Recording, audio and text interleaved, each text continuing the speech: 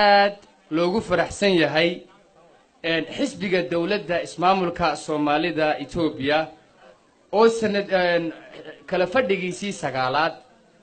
gobolka Qoraxay gaar ahaan Maraacato ku qabsaday Soomaa haddaba dhammaan inagoo halkan joognaa waxaan rabaa inaan araartayda ku bilowdo duluc yar dulucda aan ku bilaabanayo waxa weeye nin reebaadiya maarag baa rabay inuu magaalo tago waa dhab ha qoslina waa duluc fiican runtii gadaal baad ka ogaan doontaa ninka reebaadiyaha markaa nin beeraley u yimid oo beertiisa iska qodanaya markaasuu wuxuu ku yiri warriye waxaan rabaa magaalo Hiblaayo inaan tagee waxaan rabaa meesha ay tilmaan ninkii intuu xagaafkiisii iska dhigay buu yiri aan ku tilmaamay horta afarta jiha ma kala taqaanaa markaasuu wuxuu yiri maya ma aqaan afarta jiho adiga tilmaan meesha wax ku tagi meyside in lagu kaxeeyo magaalada lagu geeyo mooyee tilmaan waxba ku qaadan meysid marka waxaan rabaa ujeedada xisbiga horta marka hore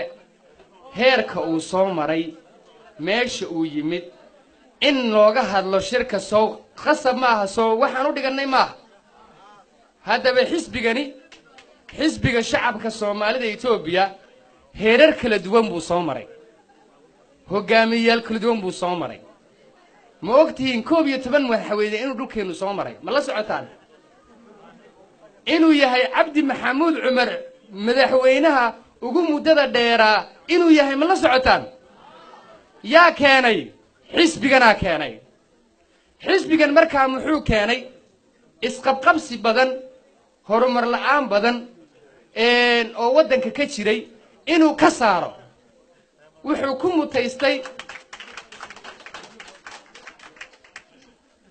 ku mutaystay markaa inuu muddada dheer qabsado waayo wax la taabto ayuu ina tusay Soomaa waxaan u baahannahay markaa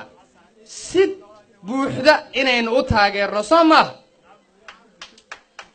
midda kale inaga